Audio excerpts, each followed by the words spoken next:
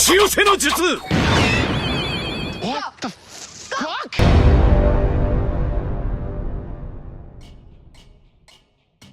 What's up, Sunday fam? Welcome back to another episode of Watching Sundays. This week, do you like teeth? I like teeth if it's Margot's. Yeah. Okay, so this episode, I guess it was a step back. Yeah, I think it was a step down from last week's. Last week was just so epic. Yeah, it was fantastic. A lot of emotions in last week's episode. This week, it was kind of... It was almost like a filler episode for me. Mm-hmm. I don't know what you think, but there were some good parts. There was definitely some good parts. It's still a good episode, but... Yeah, I mean, we can't go through a whole season where every episode is just all the way up there. It's just like the budget will run out. What did you think about... last week we thought...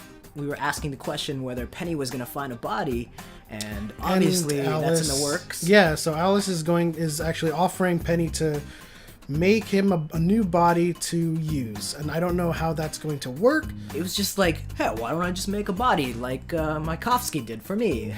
Yeah, are they going to use his? Are they going to try to make like an effigy of Penny himself?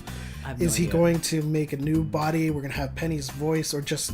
I know she's like sewing it back together. Like it was like that's she true. was quilting. It'd be cool a new body for if they have like a different body and it's like a different actor, but when he astral projects, it's like Arjun Gupta, and it's like one actor playing his live body, and then he projects, and it's the old Penny. Oh, that would be awesome. I wonder who that actor would be, though. Can you imagine, like, being a virgin and being told that vaginas have teeth, and this is the experience that you have? Like, you wake up and your penis is all gnawed up. It wasn't even like a good feeling. He didn't come out of it like, oh man, that felt great. You know, he was like, oh, my shit's like all fucked up, and you're like, and then Margot's just like, you were so good. I'm a man now. Did you notice that the embryos were like nut sacks?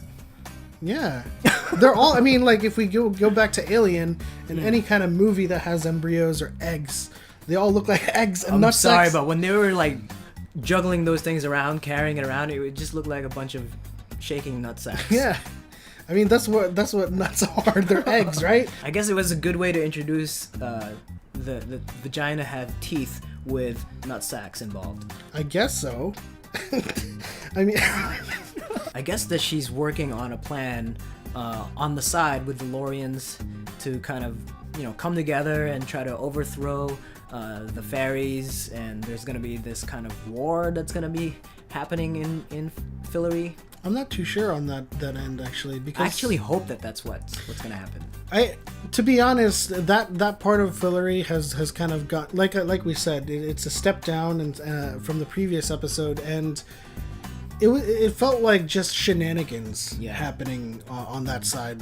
Yeah, shenanigans. I mean, just full of shenanigans. Yeah, I think what's really important in this episode is actually Poppy, which is Felicia Day's character of Geek and Sundries. Yeah, she was great in this of episode. the Guild, of Supernatural fame. She's basically like a queen in the nerd fantasy world, the nerd kingdom. Yeah, and the nerddom. Felicia Day. And so she is a dragonologist.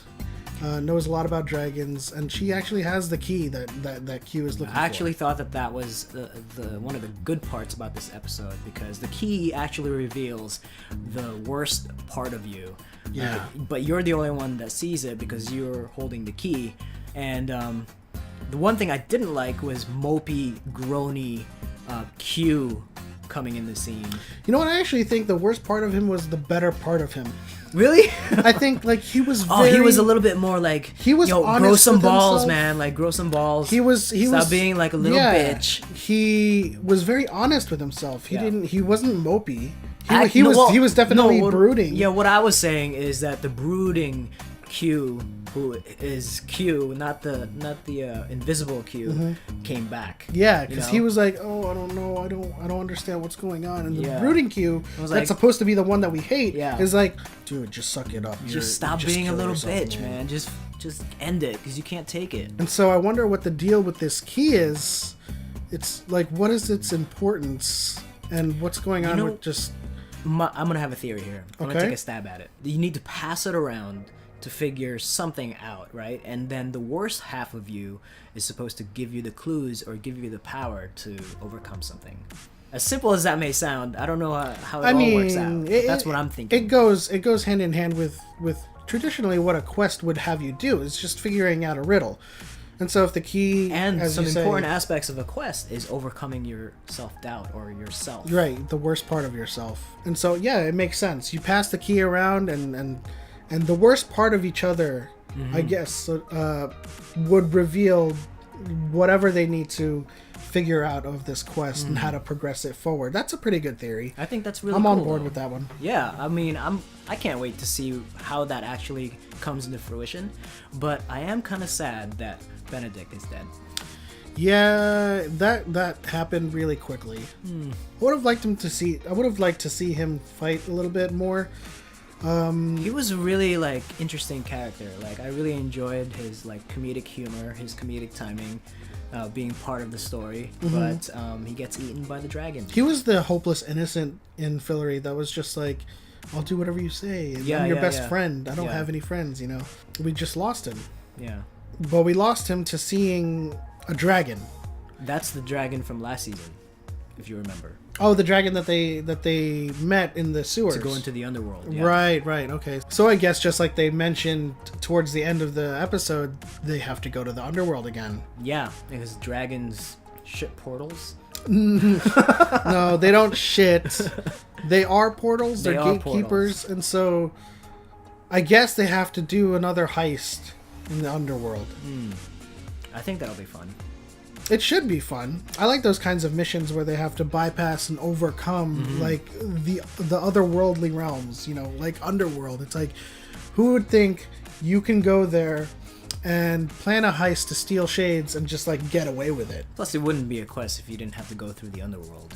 Right. And before we sign off here, what do you think is happening with Alice? Like, she starts like regurgitating some foam, and then I think the magic I really think that she doesn't have enough magic to perform the magic she wants to do. So here's where my theory is going to come in. I believe it's the Niffin side that is re-emerging. Ooh, that's interesting. So the moment that she got the magic back from Julia, the Niffin side is re-emerging, trying to come back out, trying to kind of retake control. That's awesome, because that kind of explains like her body language, her Yeah, demeanor. you noticed it. Yeah, when she as soon came as she in, came she back had in. like that little like eye, like that boss lady like look on her face, like when she came in when Penny was talking to Julia. And when she fixed Dean Fogg's glasses, her sign out on that scene was like, it just makes this speck of shit, or this speck less shitty.